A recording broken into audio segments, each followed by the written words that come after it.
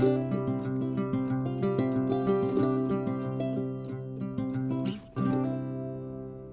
morning, everybody. It's Tom Christie back in the carving shop, and this will be session 3 of carving a Drake Ringneck Decoy. And this is going to be a gunning decoy, so a simpler carving, not a lot of details. We want to keep it nice and strong.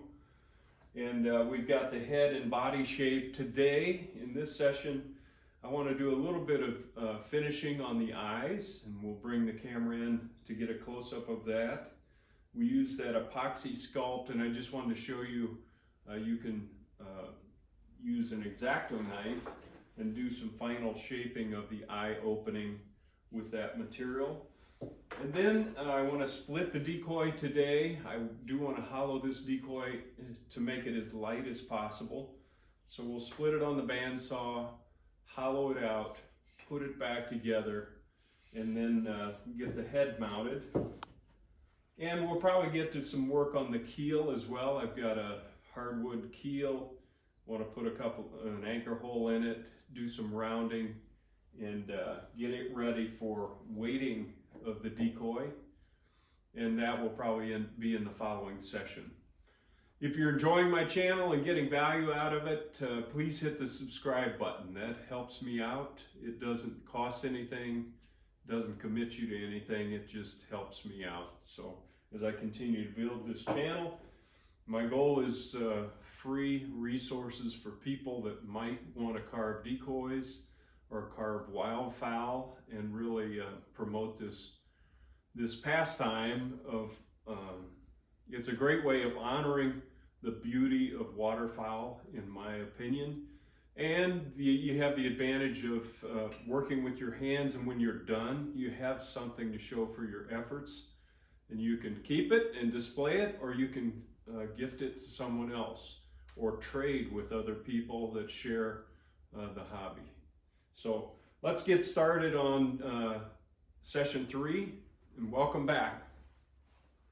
Okay, I did some shaping on this eye, and I did a little bit of sanding. And just a word of caution, sandpaper and glass eyes do not mix. This will scratch that so fast you wouldn't believe it. So I like to put my thumb over the eye just as an extra precaution while I'm kind of sanding off the surrounding area, just to prevent an accidental slip that would scratch the eye. So I've got that kind of done, and I used the X-Acto to shape this opening a little bit, and I wanted to do that on the opposite side here. This epoxy sculpt material is nice and solid, but it's not as hard as a rock. So you can go in with an X-Acto knife, and by the way, an X-Acto will not scratch a glass eye. So I'm using it to kind of shape this and open up the front here a little bit and clear out the back, so we have kind of an almond shape to the eye. And I like, with these Tohican eyes, the black ring around the outside of the eye is nice, and I like to open it up where you can see a little bit of the black ring, both front and back. So I'm working on that a little bit. I normally would not hold this out in midair and do this type of work, but for the camera's benefit, I'm going to do that. So a little bit of shakiness here, but you get the idea. And so you can just clean up the eye with an X-Acto and then do your sanding, and it really helps. So I like the way those came out. Now we can move on to hollowing the body. All right, I want to urge caution on anytime you use the bandsaw, of course, but in this process of splitting, I don't like to just freehand hold on to the decoy and try to guide it through the blade. That has the potential of the blade snagging and breaking a blade, or worse, So I always use a block when I'm splitting a decoy. This is my fancy block for splitting decoys. And I wrote myself a note so I don't forget as I get older, I guess. And then I have a nice square surface toward the blade and save. Don't throw this block away. So just some tips there you may want to pursue. I'm going to split this decoy. I'm not going to be too worried about precision here because if I do wander a bit back and forth, it has a tendency to just position the halves correctly when I put them back together. It kind of locates them that way, as opposed to a perfectly straight line here.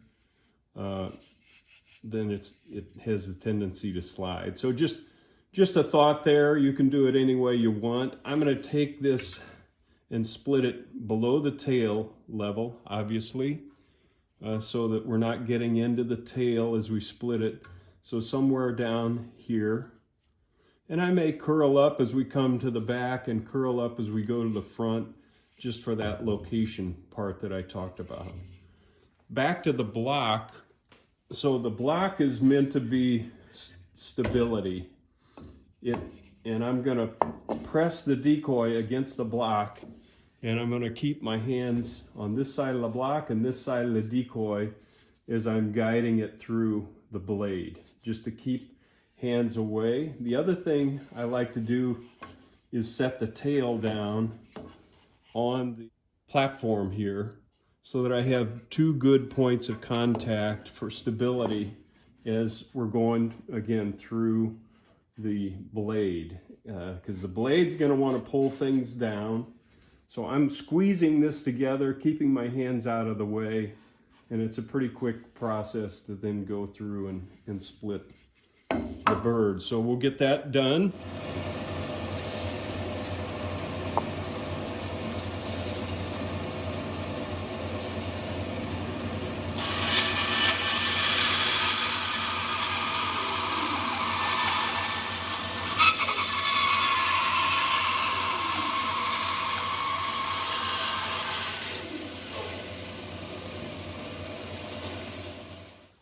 Okay, got the bird split. One thing I did want to mention, and you probably noticed it, I had not adjusted the height properly here. I needed, because I set it like this, and then I told you I like to rest the tail, which raises this area, and I needed to make that adjustment so there was clearance, because what happened is I got through the block, I ran into the wheels, and then I had to adjust the position of the decoy, and that had a tendency to want to pull the decoy down. So just another tip is make sure the height is adjusted properly so that you can cleanly go through as you split the decoy. All right, so we've got the split made, and now I'm just going to give myself a guideline for hollowing. Maybe a ½ inch of material left, just to give myself some grace so I don't poke through. This is thin enough that I don't plan on hollowing the bottom part of this. As a matter of fact, I'll put some blocks on here of hardwood, just thin blocks for the screws to really bind into and tighten down, because this tupelo is pretty thin down here, but I'll show you that. So we'll go over to the drill press, and with a Forstner bit, hollow this section out. Let's get that done now. All right, I'm set up with a 1-inch diameter Forstner bit to begin with, and I'm using the scrap from when I cut this out of the block of tupelo as a nest, especially when you're going to hollow out a decoy. I always keep that piece because it's perfect for this purpose. You still have to support the decoy, but it gives you a foundation and some protection as you hollow it out. So I'm going to start and go around the perimeter. You have to eyeball this. The goal is to not punch through the carving, obviously, but take out enough wood that we're lightening the upper half of the decoy here. So I'll get that started. We'll see how it goes. I always look from the side, so as I'm going down, and this takes some gut feel. If you haven't done this before, proceed very cautiously because it's easy to punch through and you don't want to have to make a repair. Okay, let's go.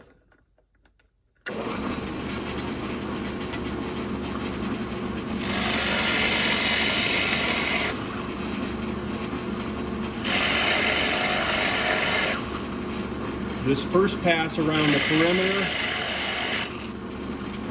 you have to be really cautious because it's the closest you're coming to punching through. So I'm just kind of eyeballing it and not going too deep.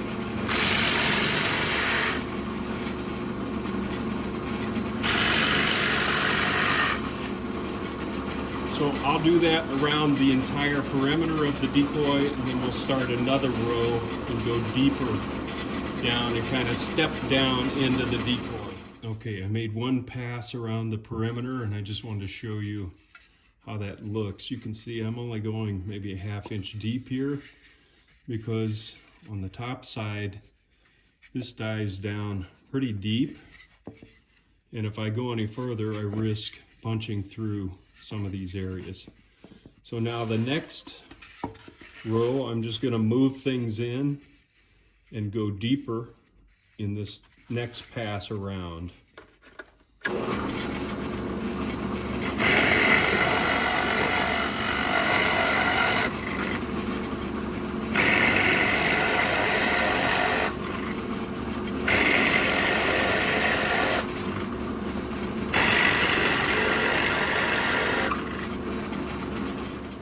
Okay, I completed the second pass. And I kind of use my thumbs and fingers like this as a little bit of a pinch gauge to get a feel for, am I getting too close? How much material do I have left? That feels pretty good. Now I'm going to take out this center and I can go pretty deep in the center.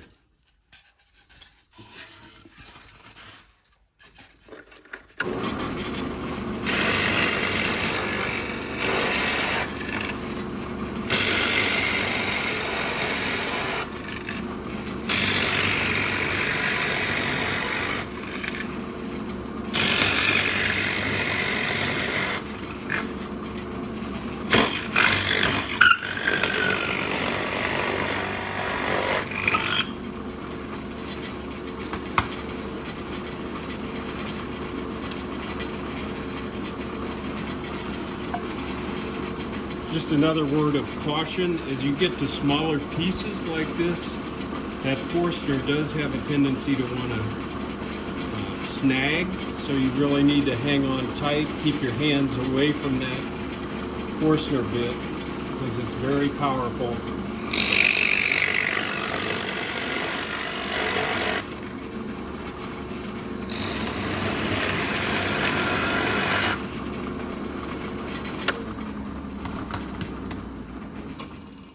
Now I want to take some of this material off the steps on an angle, and I've switched to an 1.5 inch Forstner bit. And again, be very careful, keep your fingers away from this bit because they're very powerful. And as you're drilling over these steps, sometimes the Forstner wants to pull a little bit, so just be very careful.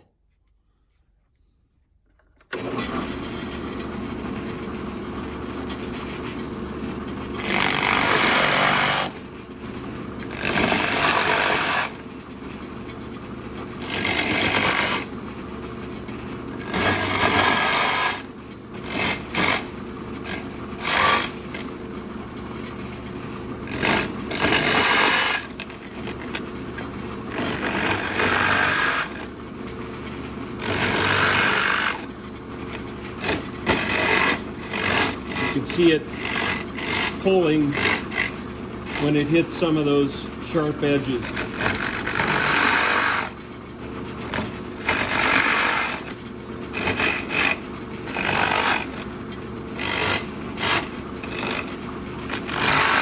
I'm just using this big bit to kind of smooth things out.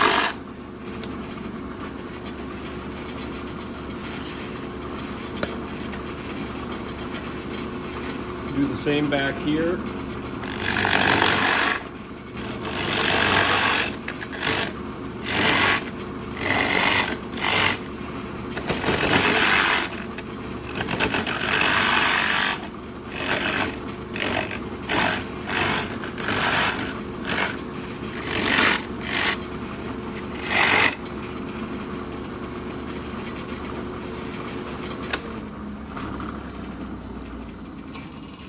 I'm going to wait for that bit to stop before I get my hands anywhere close to it. Okay, so that shows you kind of this current status, and I'll keep working this. You can kind of use your fingers as a gauge. I can tell I've still got a little meat up in there I can take out. I'm pretty close to some of these side pocket areas, maybe only 1/4 of an inch. So I'm not going to do any more there. I can take a little bit out of here. You can also use your grinding equipment now and take more out. But I think for the purposes of this decoy, this shell is super light now. As a matter of fact, I'll get a weight on it for you. But that shows you the process for hollowing out.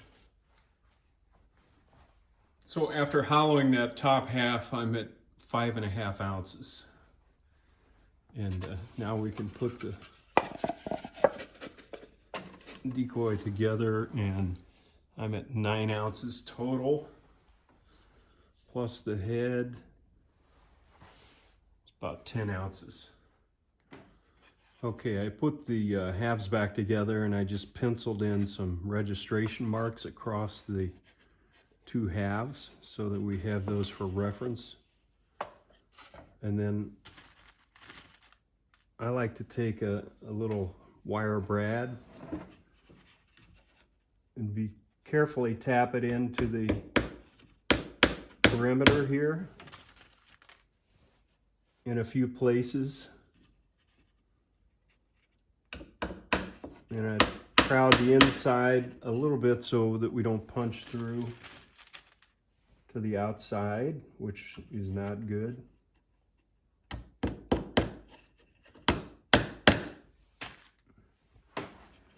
So I'm going to put 4 in this one, and then just cut the heads off.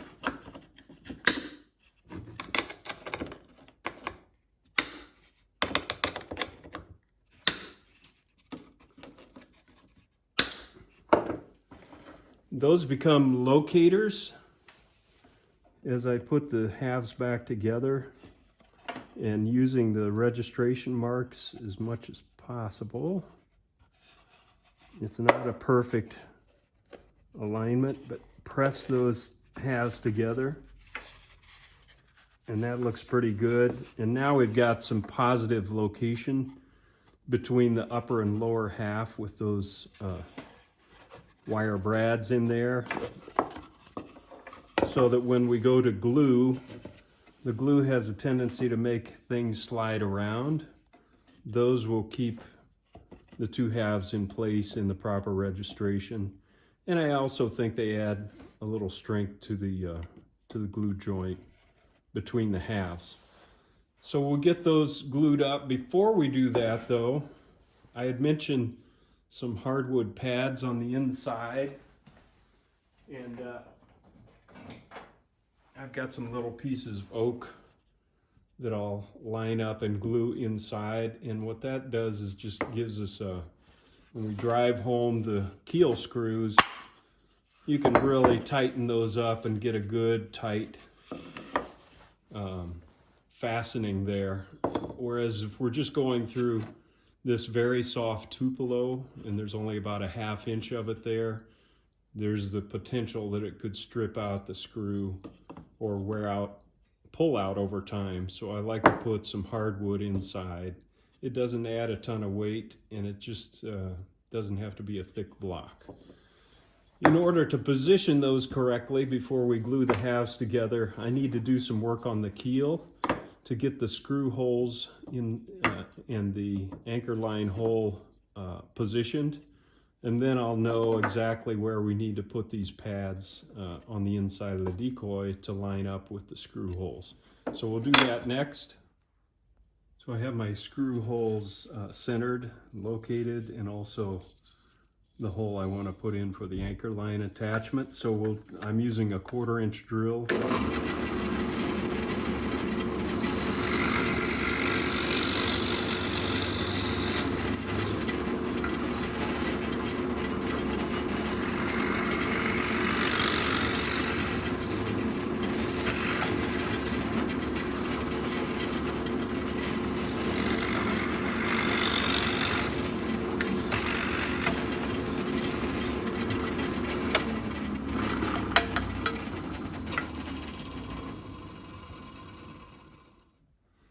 All right, I cut a couple of 1/2 inch thick pieces of oak, and I've got those positioned to line up with the keel screw holes. And I'm just going to use some DevCon 5-minute epoxy and epoxy those to the bottom of the base of the decoy here so that they stay in place.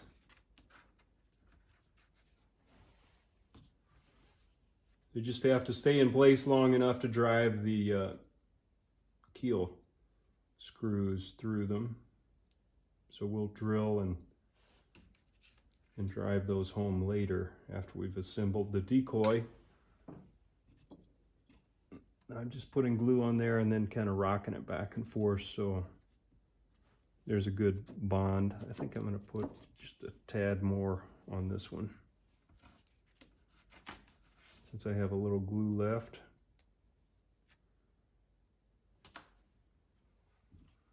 And rock that in place. There, so we'll let that set up, and then we can, the other thing the oak does, you know, it's a heavier wood, it puts a little weight back in the decoy, but it puts it back low at the water line, which is where I want the weight for flotation. So the oak kind of benefits in that way as well.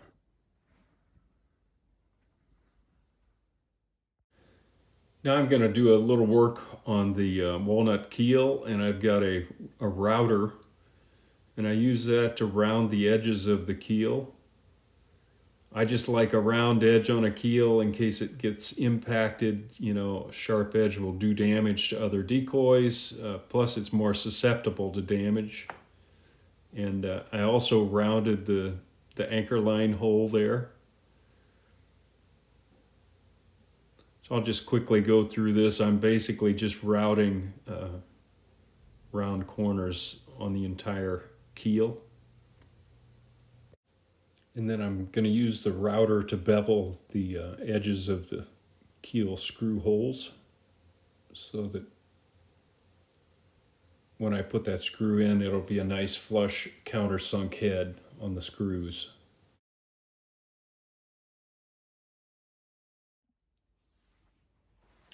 All right, we've got things ready to go. By the way, I did use a grinder and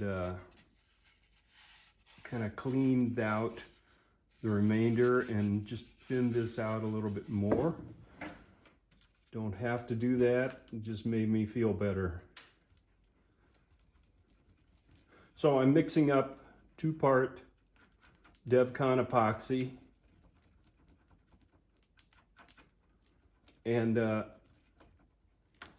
going to apply it to both halves. Make sure you got a good mixture so that there's no resin or hardener kind of floating around on its own. And I'm going to apply it to the lower half using my pencil guideline on where to apply the glue, and apply it right around those brads that we put in place.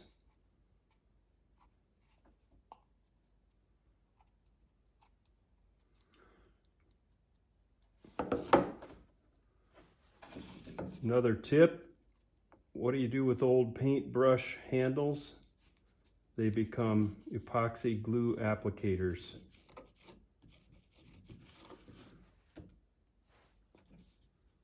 They're just the right size for this type of work, so once the bristles are worn out, I just retire my paintbrushes to the carving shop, or a few of them anyway. Okay, I know this is boring, so we'll skip through this. I'm just going to apply glue to this side as well. Make sure I'm in the camera. And we don't want glue running all over the place, just enough to get a good bond between the halves. Good.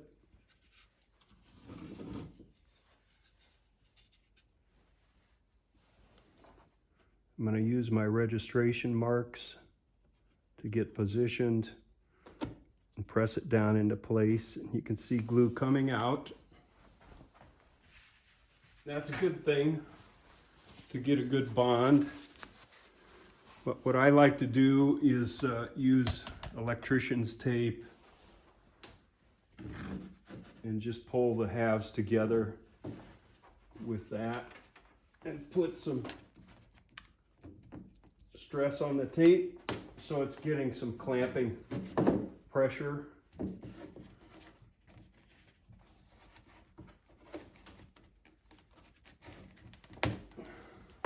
Then I'm going to use paper towel and just go around and wipe off the excess glue off the outside. Like I said, glue really kind of gunks up your grinding bit, so try to get some of it off, but still have a good bond there. Okay, that looks good. And now I just want to apply some additional pressure. So I've got a very elaborate clamping system, an old Folgers can filled with lead. And I'll just rest that on top until the epoxy cures, and then we'll move on. All right, while that's curing, I got the keel sanded. And another use for old paintbrush handles, I like to use some 2-part epoxy and put it down inside these keel screw holes so that water is not getting in there and soaking the keel from the inside out. This just puts a nice sealer on that wood grain that's down inside those holes. Just rock it back and forth until there's good coverage. Same thing with the anchor line attachment hole.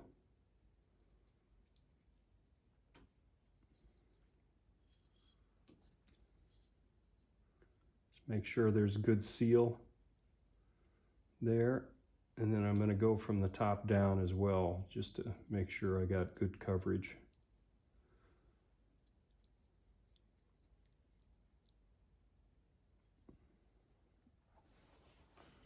Okay, so I've got the screw holes sealed. I also like to put 2-part epoxy on the part of the keel that attaches to the body, because water can tend to collect in there, and that'll just make it more durable. And then I also put 2-part epoxy on the bottom of the keel, because it takes a lot of banging around. And I also did the ingrained, as I mentioned, and these rounded corners.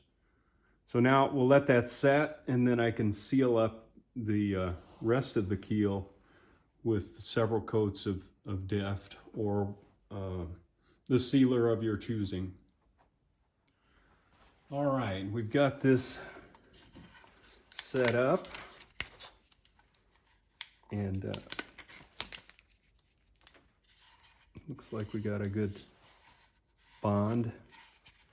Now let's talk a minute about attaching the head. If this were going to see a lot of field use, I would definitely want to and be banged around, etc. I would definitely want to put some reinforcement in. You can use a dowel and drill that down in, embed this, and then embed it in the head. You can also, before you glue the halves together, take a fender washer and a good screw, drive that up into the head from underneath the top section here, and glue that on before you put the decoy together. Since this is more of a competition decoy, we'll likely not see a lot of hard field use. I'm just going to glue the head on with 2-part DevCon epoxy and leave it at that. But again, you can choose how much strength you want to add to your particular application of the decoy that you're making. So I have my 2-part epoxy mixed up well. I've kind of got my registration mark so I know where I want the head positioned. I'm going to spread the glue on the body. And on this particular decoy, since I have it tucked back into the cape, I'm going to put quite a bit of glue back here, because as I push that into place, that'll help lock it and strengthen the bond, having that glue back here on the back of the head to kind of lock it into place. And then I'm going to put glue on the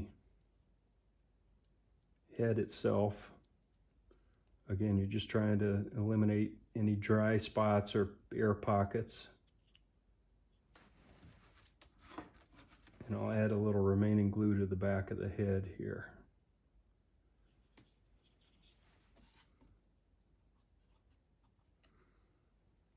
And then I'm going to rotate that into place. Get my paper towel, and you can see there's quite a bit of glue. I hope you can see that coming out the back. So that's really going to lock the back of the head in position.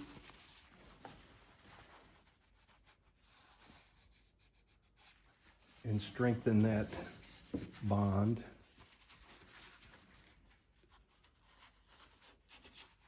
Just taking off the excess glue.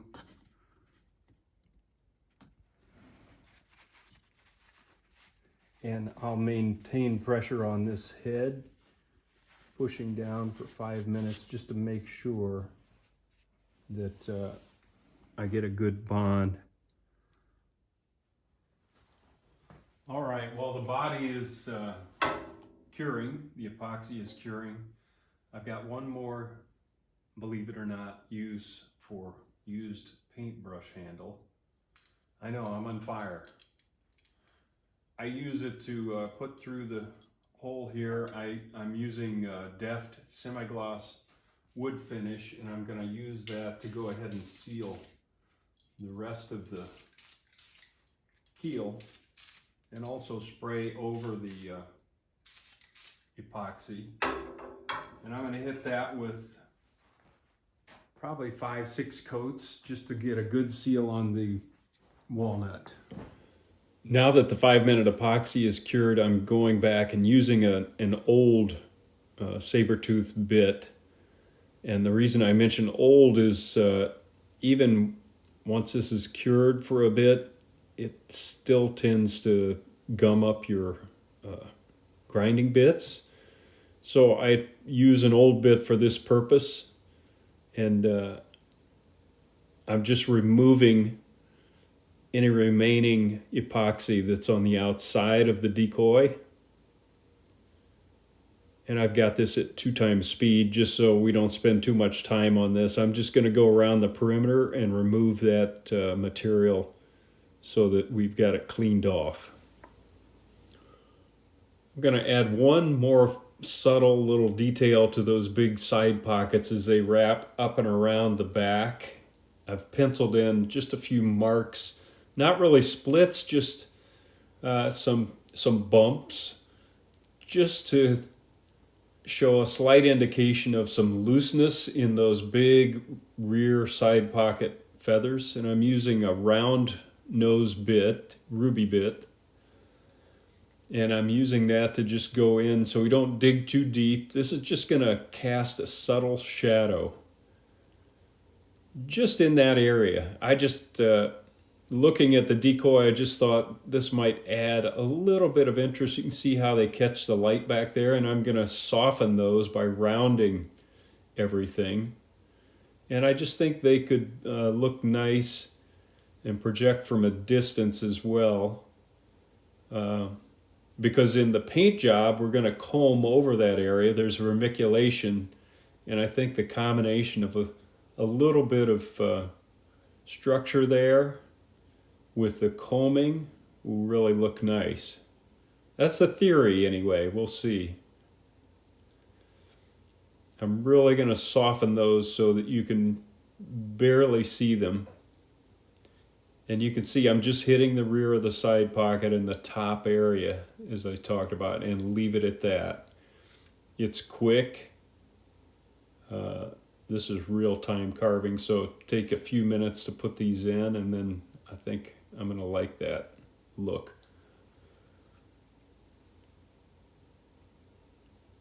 After I cut in the grooves, I'm going back and rounding everything then. And I'll get some sandpaper and really soften these up further. Just going to use some 150 grit sandpaper and just go over that entire area and make sure things are nice and round and soft.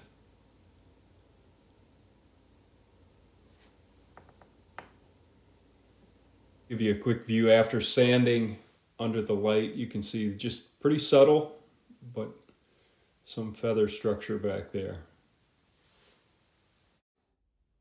Now I'm mixed up some body filler, and I'm going to use that to fill in the neck joint here. A little piece of plastic to force it down where I want it to go. This sets up pretty quickly, so I want to work quickly. It's important to force it into the joint and then smooth over it so there are no gaps, air gaps underneath.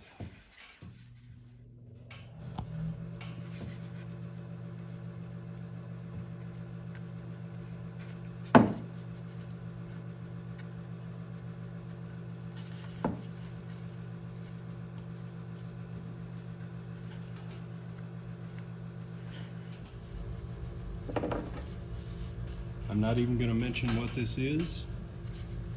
I've already made enough jokes about that.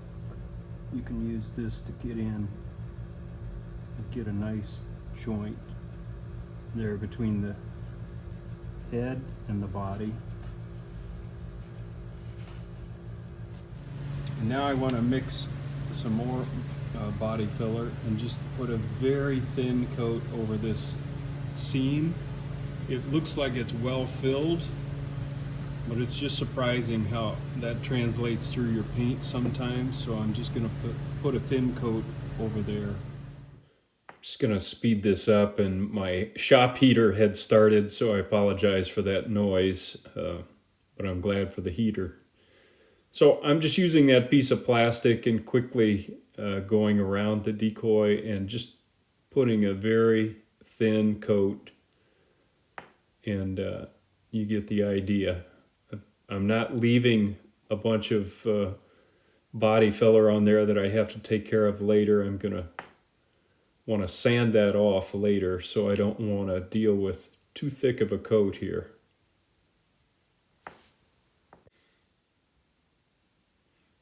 All right, we've got the seam covered. We'll let that cure.